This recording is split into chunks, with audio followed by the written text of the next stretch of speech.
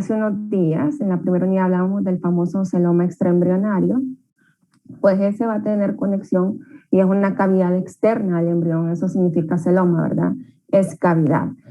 Pero el cuerpo embrionario como tal internamente también va a desarrollar un sistema de cavidades, ¿ok? Y que las mantenemos eventualmente. Entonces, ¿cuándo se empieza a formar esa cavidad intraembrionaria? Ya la vamos a analizar ahí con el dibujito. En la cuarta semana, ¿ok? Acuérdense que en la cuarta semana terminamos con el llenamiento del embrión, ya sea cráneo caudal y también de las partes laterales.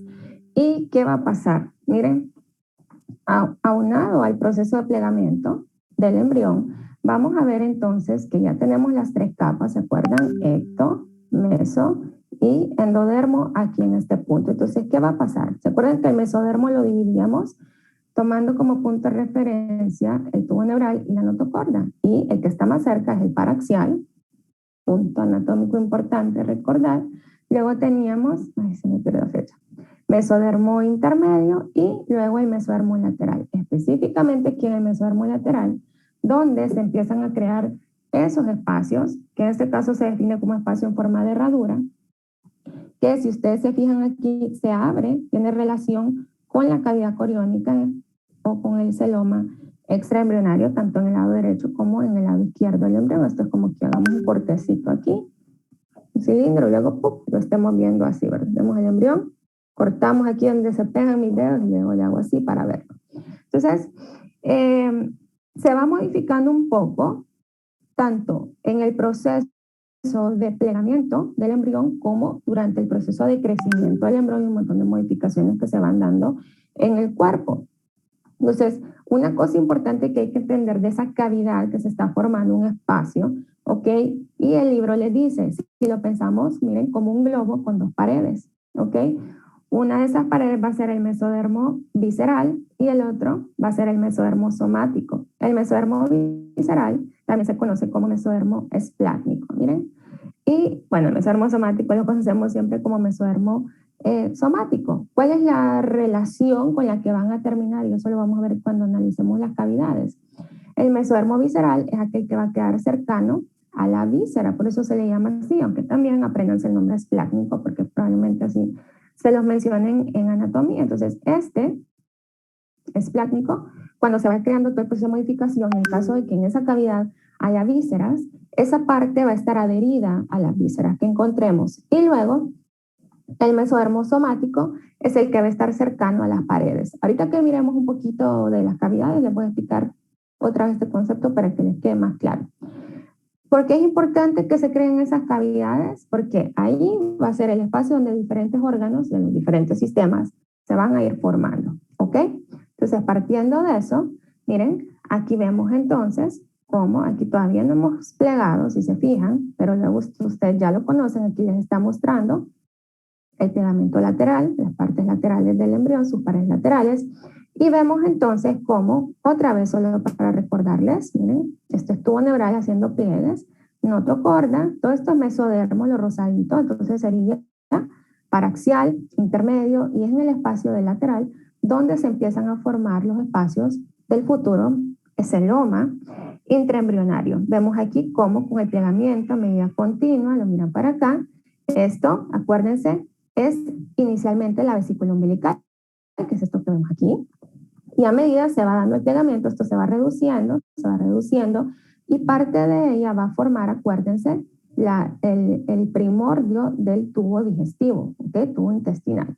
Entonces, esos espacios, a medida se va cerrando la pared, van coalesciendo, se va cerrando eso del tubo, el primordio del tubo que origina la vesícula umbilical, como ustedes miran acá, ay, se me pierde mi flecha, y lo miran acá, entonces ya como este es el tubito del futuro intestino, y lo vamos a ver, es un tema bien bonito, y cómo entonces el espacio del celoma intraembrionario queda como completo a este nivel, y pues obviamente si aquí estamos hablando de tubo intestinal, esa sería un ejemplo de la cavidad que, ¿qué cavidad sería que formamos ahorita?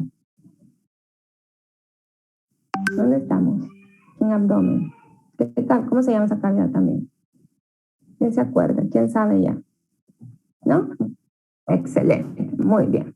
Ya la vamos a ver más adelante. Entonces, miren, vemos entonces que dijimos que este espacio, ese celoma, lo íbamos a dividir porque está como cubierto por dos capas, un mesodermo esplásmico y un mesodermo somático. Entonces aquí vemos esa relación. Entonces dijimos que el visceral o esplásmico, ese mesodermo intraembrionario, lo vamos a asociar a la cobertura asociada a las vísceras que están en esa cavidad. Entonces ahí lo vamos a ver cubriendo entonces ese tubo digestivo.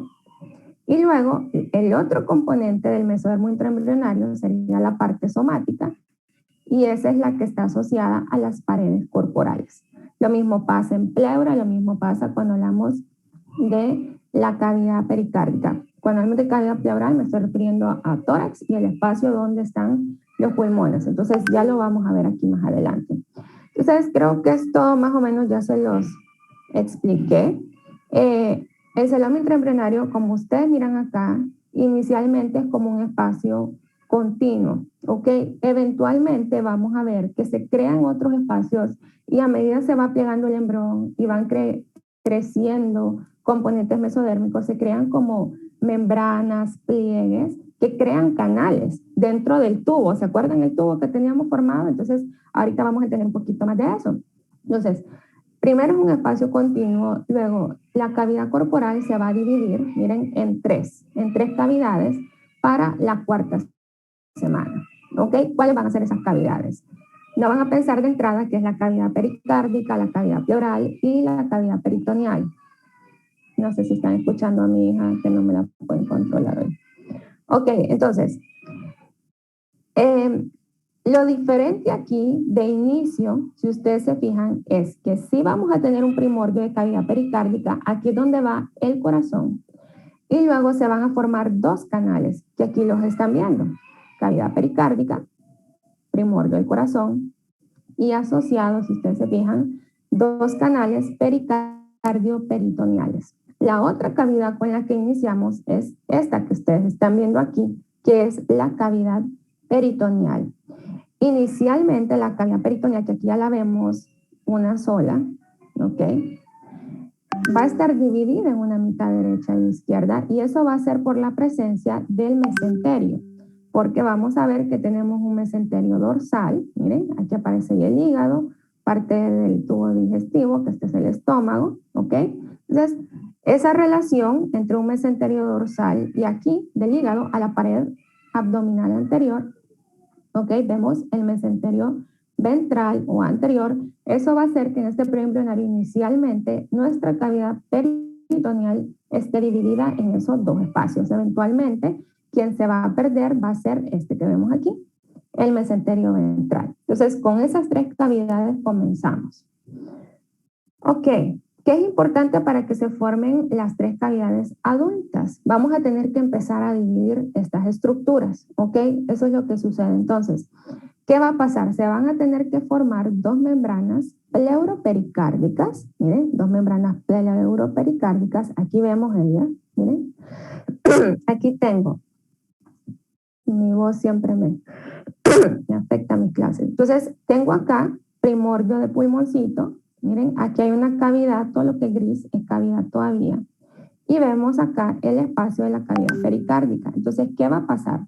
De ese mesodermo somático, si ustedes se fijan, empieza como a crecer acá una estructura que forma las membranas pleuropericárdicas, ¿ok? Miran para acá, miran para acá, ¿ok? Entonces van a ir como acercándose, engrosándose y creando una separación pleuropericárdica, separando el espacio de la pleura, donde van a estar los pulmones, del espacio pericárdico, donde vamos a encontrar el corazón. Eso para dividir las dos primeras cavidades que están aquí en tórax. La tercera cavidad en el adulto que nosotros ya tenemos es el abdomen, obviamente, ¿no? La cavidad peritoneal, y para eso necesitamos este diafragma, aquí está mal escrito, este megamúsculo bien interesante que vamos a ver cómo se forma, y este nos ayudaría a la formación de ese tercer espacio que divide obviamente tórax de cavidad abdominal. ¿Ok? Si andan medio perdidos me dicen, ya les voy a explicar cómo pasa lo del diafragma. Entonces, ¿qué pasa con las membranas pleuropericárdicas, que son estas que estamos aquí? Bueno, ya les dije que era el mesodermo que va creciendo, va creando esas hojas, y lo que va a hacer finalmente es separar la cavidad pericárdica de la cavidad pleural, ¿ok? Que ayuda, que promueve la formación de eso, de esos pliegues y de esas membranas y cómo se van modificando sus posiciones, el crecimiento de los pulmones. Y es bien bonito cómo se forma el pulmón, ya van a ver qué interesante es, no es difícil de entender. Entonces, a medida que se van creciendo las llenitas de los pulmones, imagínense dos globitos que se van expandiendo así. Eso va haciendo que se vaya modificando la estructura en el embrión y además el movimiento de esas membranas pleuropericárdicas, porque estamos creando esa división, para que no les cueste recordarlo. Entonces, a partir de ellas, de esas membranitas, el remanente que va a quedar, miren, asociado a la cavidad pericárdica, va a ser el pericardio fibroso, que ahí lo van a repasar cuando estén en anatomía macroscópica. Hablando de los dos componentes somático y visceral, si se acuerdan entonces, esta sería como la parte somática, se originó del mesodermo somático, y además de eso, el corazón también va a estar rodeado por un componente visceral, que en este caso lo vamos a llamar como pericardio visceral, es el que está totalmente adosado al músculo cardíaco. Ok, me pueden detener en cualquier momento.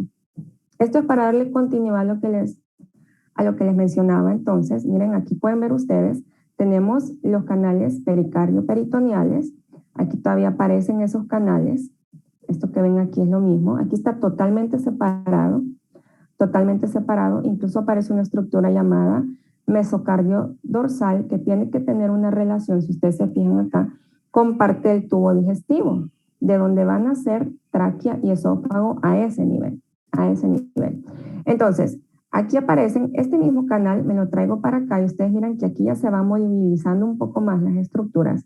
Y además aparecen las yemitas de los bronquios, que eventualmente estas amarillitas acá, si las siguen, ya les van dando como más sentido y recordándoles la forma de los pulmones. Entonces, esos canales pericardio-peritoneales se van a ir modificando y moviendo, como les decía, a medida las yemas bronquiales y pulmonares van creciendo, que es lo que ustedes miran acá, hasta que finalmente convergen en el medio. Si ustedes se fijan, miren, esas membranas pleuropericárdicas que eventualmente aquí ya se convierten en la parte del pericardio fibroso y totalmente ya creamos la división entre la cavidad pleural, que es esta, y la cavidad pericárdica. Esos serían como los componentes que yo espero que ustedes recuerden a este punto o en esta clase, ¿ok? Ya va a haber momento de hablar otra vez de pulmón y de tórax, pero ahorita estamos hablando de las cavidades en general. Si avanzo, ¿qué pasa con el mesenterio? Porque hay que recordar qué es el mesenterio. En anatomía macroscópica lo van a mencionar bastante cuando estén viendo cavidad abdominal. Y pues el mesenterio lo conocemos como una capa doble de peritoneo. Peritoneo es una membrana, ¿ok? Que la podemos dividir en componente visceral y parietal. Origen mesodérmico, ya lo vimos, ¿verdad? Entonces, el mesenterio es una doble capa de peritoneo que comienza como una extensión del peritoneo visceral. Ya sabemos que el peritoneo visceral es el que está adherido a las vísceras. Aquí lo ven y este sería parte del peritoneo parietal, si lo quisiéramos ver así. ¿Ok? Entonces, ¿por qué son importantes los mesenterios? En el caso del tracto digestivo, esa membrana sirve para adherir las vísceras a paredes corporales. Eso es importante recordar. Como esto que ustedes miran aquí. Cuando estudien macro, le van a hallar mucho sentido y yo se los voy a repasar también cuando miremos tejido digestivo. Entonces, conecta un órgano a la pared corporal y además de eso, no solo sirve de conexión, sino que va a ser sitio de transferencia de la irrigación e inervación. Ustedes miran acá, está en relación con componentes de la aorta dorsal y gracias a ese mesenterio dorsal, las estructuras del tubo digestivo, este amarillito que vemos aquí, van a recibir la irrigación. ¿Cierto? Porque acuérdense que los vasos sanguíneos trabajan en forma de ramificaciones y anastomosis. ¿Ok? Entonces, ¿qué pasa? Lo que les decía al inicio. Ese mesenterio ventral que ven aquí, inicialmente nos divide la cavidad peritoneal en dos mitades, derecha e izquierda. ¿Qué va a pasar? Va a desaparecer, excepto en su inserción en la parte caudal del intestino. Y finalmente, pues queda como un espacio, miren, continuo, que es lo que estamos viendo aquí. Las arterias que suplen al intestino primordial, ¿cuáles van a ser? Tronco celíaco, mesentérica superior e inferior, van a pasar a través de las capas del mesenterio dorsal, de esta aorta miren, que eventualmente se va a conocer como aorta abdominal en el adulto. Van a nacer esos 3 troncos importantes que son los que se encargan de la irrigación segmentaria del intestino anterior, medio y posterior. Todavía no tienen que saber eso porque yo se lo puedo explicar más adelante. Pero sí sepan esa relación del mesenterio dorsal, su trabajo llevando la irrigación, uy, ya voy tarde, y que el ventral va a desaparecer. Ok, hagamos esta encuestita. Vamos a ver, ¿listos? Vamos a ver. Está súper regalada, pero es para no hablar solo yo. Principal órgano de la respiración. ¿Cuáles serían? Hay varios, ¿verdad? ¿Cuál es el principal?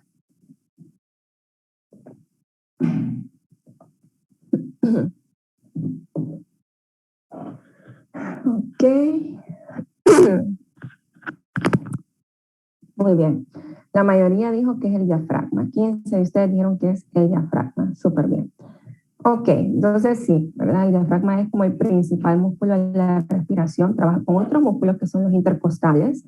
Y además tiene que ver algunos músculos que están aquí en cuello. Los van a aprender en macroscópica. Y también los músculos abdominales. Entonces, el diafragma, acuérdense que va a separar la cavidad pleural, tórax, de abdomen, ¿no? De la cavidad peritoneal. Y se va a formar por la fusión de 4 estructuras diferentes, ¿ok? 4 estructuras que hay que recordar. ¿Cuál es la primera? Esta. El septum transversum es como una de las estructuras más grandes que nos va a formar el diafragma. ¿Qué es el septum transversum? Pues una megamasa de mesodermo que se va extendiendo ahí en ese espacio y está localizada entre el corazón primitivo y el hígado en el desarrollo, ¿ok? ¿Qué nos va a formar? Nos va a formar el tendón o el primordio del tendón central del diafragma. Ahí lo van a ver en macro eventualmente. Entonces, masa, megamasa de mesodermo que se va acercando, si se fijan. Miren, y nace como de anterior a posterior porque esto de acá es el tubo neural. Estamos. Entonces, va avanzando, va avanzando. Eventualmente son 4 estructuras que se van a fusionar. ¿Cuáles son las otras? Las membranas, en este caso ya son pleuroperitoneales. ¿Se acuerdan que antes hablábamos de pericardio peritoneales? Bueno, ahora voy a hablar de membranas pleuroperitoneales y aquí las vemos, miren, estas 2 membranitas, una a cada lado, también son mesodermo somático y se van a desarrollar en la parte dorsal y dorsolateral del cuerpo. Esa pared corporal dorsolateral, aquí le están viendo, se forman esas otras megamasas de mesodermo somático y lo que va a suceder es que se van a fusionar con el otro componente que es el mesenterio dorsal del esófago. Aquí vemos relación aorta, esófago, vena cava inferior. Entonces, ese mesenterio dorsal del esófago, a él van a ir creciendo las membranas, miren, pleuroperitoneales y también el septum transversum. ¿Cuál es el último componente que va a actuar aquí? Pues los componentes musculares que le va a proveer la pared corporal. ¿Ok? Esa va a dar la parte periférica de los diferentes componentes del diafragma. Entonces, 4 componentes. Septum transversum, que va de anterior, si se fijan, a posterior, pared corporal para la periferia, y luego las membranas pleuroperitoneales y el mesenterio dorsal del esófago. Y no vayan a olvidar esta relación de aquí de aorta, esófago y vena cava inferior, que ya se las voy a explicar ahorita, más adelante. Entonces, aquí lo mismo, vamos viendo entonces cómo va avanzando. Aquí tenemos los canales pericardio peritoneales, ¿ok? Están aquí y se van a ir cerrando. Necesitamos que se cierren, si no, no dividimos los compartimientos. Si no se cierran, pueden haber problemas. Entonces, otra vez de repaso. ¿Y qué es lo que queda? ¿Ok? Tenemos septum transversum, vamos cerrando al unirlo con mesenterio dorsal del esófago, los pliegues y membranas pleuroperitoneales, ¿cierto?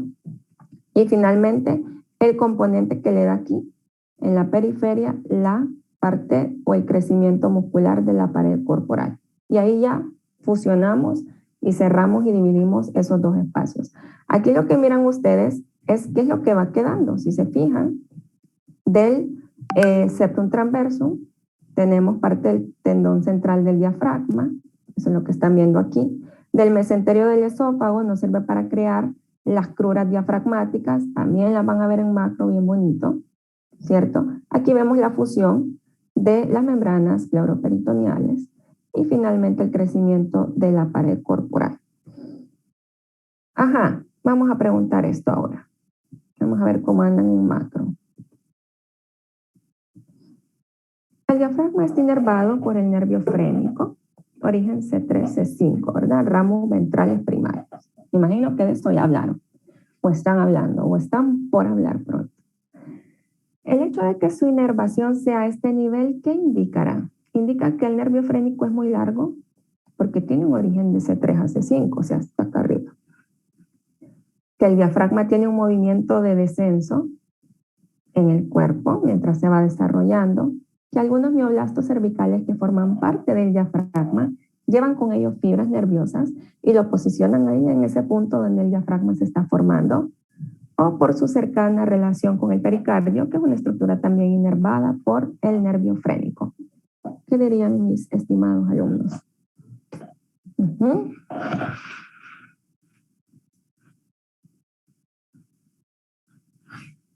Ok. Tenemos la mayoría dice que es porque el diafragma va a descender, otros dicen que por la relación con el pericardio, que también está inervado, la mayoría dice que hay un descenso del diafragma. Ok, bueno. Hay un aparente descenso del diafragma, hay un aparente descenso, pero en realidad la estructura se empieza a formar ahí donde va a quedar. ¿Ok? Ahí donde va a quedar. Estoy tratando de evitar decir, ok, ustedes una muletilla que ayer vi un video mío que lo estaba grabando, transcribiendo, ¿cómo se dice? Transformando para subirlo. Y no, toda esa muletilla me la tengo que quitar. Entonces, cambio de posición en el diafragma. Es aparentemente un cambio, ¿verdad? Entonces, ¿qué sucede? Miren, el desarrollo del diafragma comienza a ser inervado, miren, en su desarrollo por el nervio frénico. Ya sabemos que el nervio frénico es ramos ventrales de C3 a C5, ¿verdad? El cual pasa por esas membranas pleuropericárdicas. Por eso no nos debe de impresionar que se ha inervado el pericardio por el nervio frénico. El septum transversum se encuentra, miren, lateral a los somitas, esa gran masa mesodérmica. Entonces se encuentra lateral a los somitas a nivel cervical de C3, C5 de estos. ¿Y qué va a pasar? Los mioblastos de ahí van a migrar al diafragma en desarrollo, llevando sus fibras nerviosas con ellos. Y pues en parte de eso también ahí el pericardio va a recibir esa inervación. Para la semana 8 se da un descenso aparente del diafragma a nivel de L1 por el rápido crecimiento que están teniendo otras estructuras en el cuerpo, en este caso el tubo neural. Entonces, esos nervios frénicos van a ser llevados con el diafragma en descenso, lo cual explica su larga longitud. Entonces, no es como que toda la estructura va a ir bajando desde el nivel cervical, pero sí ciertos componentes del diafragma van a ir modificando su posición a medida se va alargando el embrión. ¿Podríamos decir que hay un descenso? Pues sí o no. No es algo que yo les voy a preguntar. ¿Desciende o no el diafragma?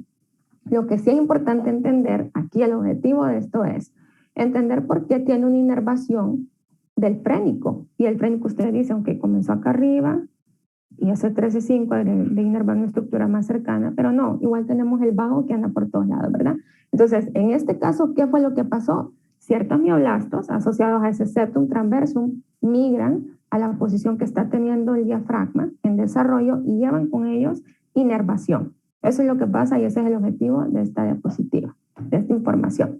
Esto solo es para explicárselos rapidito, ya los tengo que despachar pronto.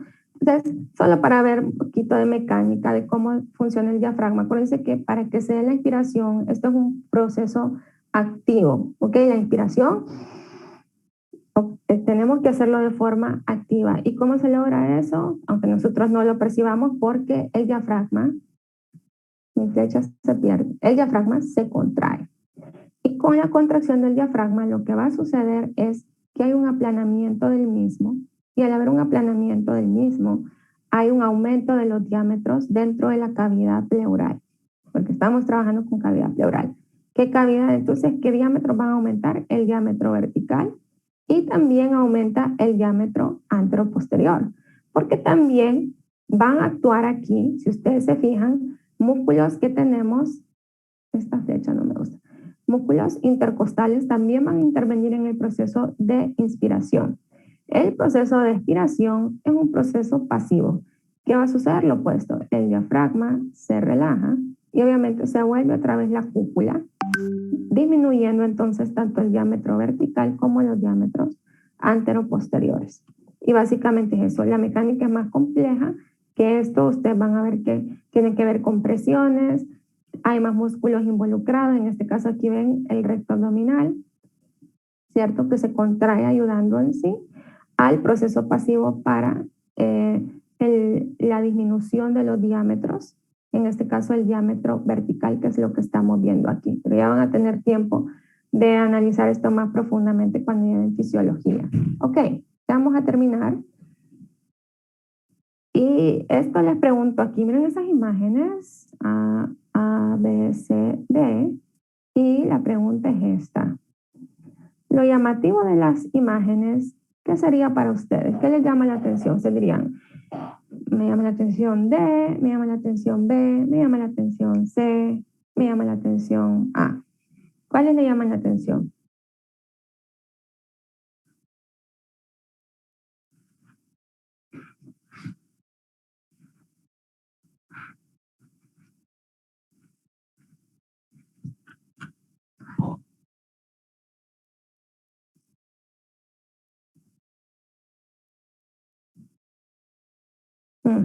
Muy bien, ya tengo que terminar.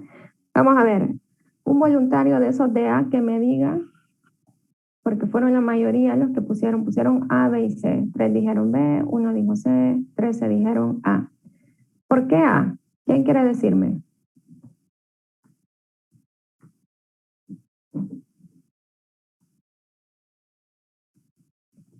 Sin pena, y lo primero que se les vino a la mente para decidir por A. Yo porque, bueno, en la imagen de arriba con la de abajo se mira abajo ya algo como más negro que arriba no estaba. Ajá. ¿Se acuerdan cuando hablábamos de cómo se miraba el gas y cómo se miraban los tejidos? Primero que nada voy a dibujar una estructura importante aquí. ¿Qué es esto? Mal hecho. ¿Qué es? El diafragma. El diafragma. Ajá. Muy bien. Entonces, cavidad. ¿Qué cavidad es esta? Pleural. Ajá. Cavidad pleural, derecha. Y aquí está nuestra cavidad pleural. ¿Qué espero encontrar aquí? Los pulmones. Pulmones y el corazón. Ok, sí, en tórax, pulmón y corazón. Aquí es un corazón medio feíto y esto sería cavidad pericárdica. Los pulmones tienen, ¿qué? Aire, ¿verdad? Pero también hay tejido importante en pulmón que no necesariamente es aire. Ahora, abajo aquí, ¿qué estructuras tengo? Vísceras, ¿verdad? ¿Y las vísceras qué son? En el caso del tubo digestivo, ¿de qué está lleno? En parte. De gas también, ¿cierto? Y dijimos que el gas, ¿cómo se miraba en radiografías? ¿De color? ¿Quién se acuerda? Ah, es que en ISTO fue que les enseñé eso, cuando yo era su profesora de ISTO. ¿Ok? Miren. Negro, ¿cierto?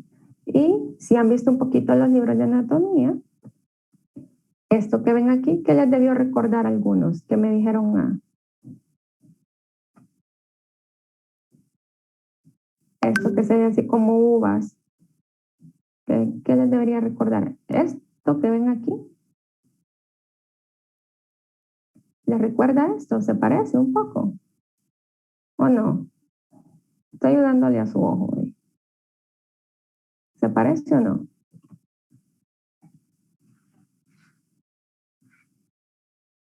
Ya se me acaba el tiempo. Ajá. ¿Quién dice que sí se parece? Ahí en el chat, aunque sea, sin pena no decir nombre. ¿Ok?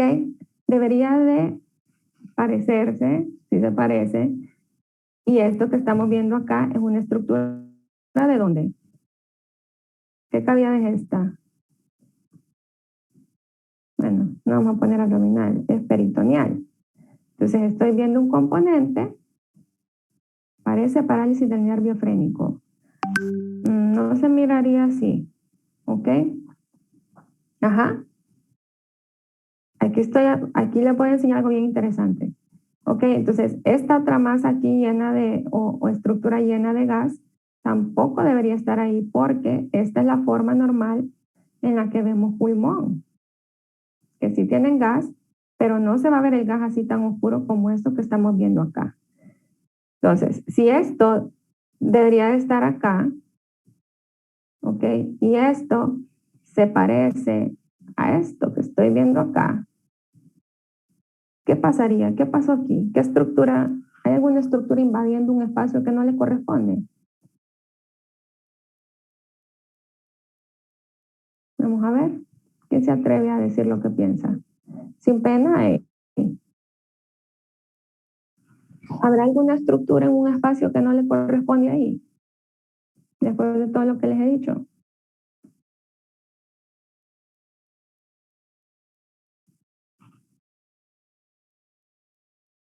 Una de dos, o andan súper perdidos y no me entendieron, o solo están conectados y no están aquí. Ok, dice a la inversa, Alison, a la inversa. Ahorita lo voy a explicar, El corazón está desplazado, ahorita lo voy a explicar. Me alegra que estén contestando. Dice, ajá, el diafragma dejó que ciertas estructuras pasaran de una cavidad a otra. Muy bien, las vísceras están elevadas. Muy bien. Ok, sí me gusta. No voy a decir sus nombres, ok. Entonces vamos a avanzar, voy a quitar esto y ahí tienen el dibujito de lo que está pasando. ¿Ok? Entonces miramos esta correlación, esto se conoce como una hernia diafragmática congénita. ¿Qué pasó entonces? Las membranas pleuroperitoneales, miren, para desarrollarse o fusionarse con otro componente del diafragma, fallaron. No hubo fusión de las estructuras que mencionábamos adecuadamente. ¿Y qué pasó entonces? Quedó una conexión aquí entre cavidad pleural y la cavidad peritoneal. ¿De dónde es más frecuente? Del lado posterolateral izquierdo, como lo están viendo aquí. Aquí también lo están viendo muy bien. Hígado fetal, pulmoncitos, y aquí vemos parte del intestino que está invadiendo gran totalidad de la cavidad, ya es tarde, de la cavidad, pleural izquierda, que es lo que ven aquí y lo que les mostraba en la imagen. Miren, asas intestinales a nivel de tórax, así lo vamos a referir. ¿Es peligroso? Sí, es peligroso, puede causar una hipoplasia pulmonar en los pacientes. Perdón, este tema también lo vamos a repetir probablemente cuando miremos aparato respiratorio. Cuando hablemos de hipoplasia pulmonar, manifestaciones en un recién nacido con esta patología y que nadie se dio cuenta. El abdomen es inusualmente plano, porque parte de las vísceras están en tórax. Va a tener dificultad respiratoria evidente, disnea severa, que es dificultad respiratoria también. Movimientos peristálticos en tórax, o sea que vamos a escuchar los ruidos intestinales cuando escuchemos pulmón. Y el paciente, si tiene dificultad respiratoria, muy probablemente va a tener cianosis. Lo mismo están viendo acá.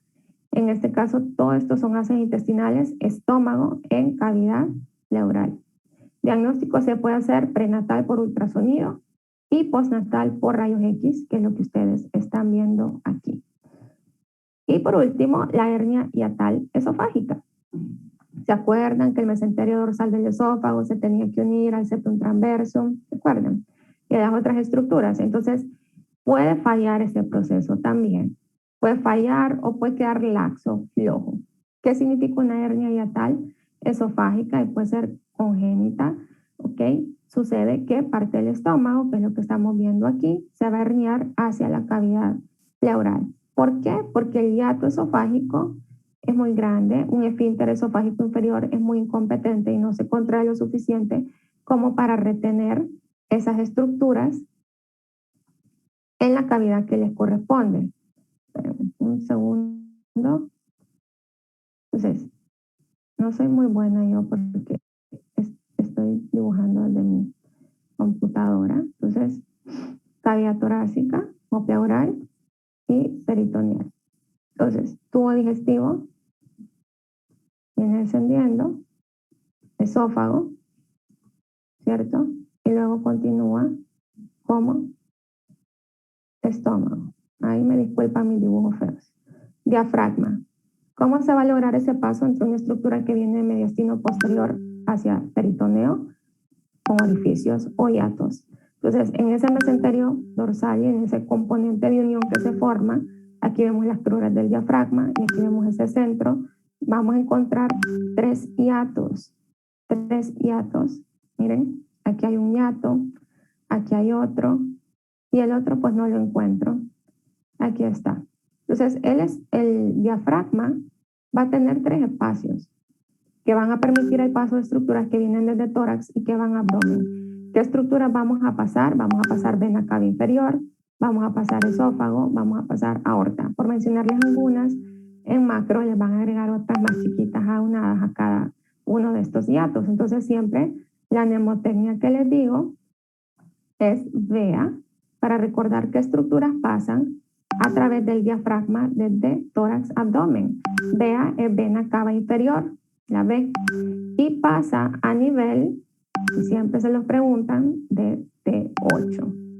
A ese nivel torácico pasan. E es esófago, pasa a nivel de T10. Y A, que es la aorta abdominal, pasa a nivel de T12. Entonces, el esófago pasa por esa estructura y por continuidad ustedes están viendo que continúa aquí con el estómago. Cuando ese hiato no funciona bien, puede ser que esta estructura deslice hasta acá para arriba y pues la encontremos entonces en la cavidad pleural o en tórax. ¿Qué manifestaciones puede tener? Vómito en proyectil. Cuando el infante se acuesta en decúbito supino luego de comer, hay que diagnosticarlo y hay que repararlo. ¿Ok? Con eso terminamos. Dije ok otra vez. Y no sé si tienen alguna pregunta. Ya son las 2:01.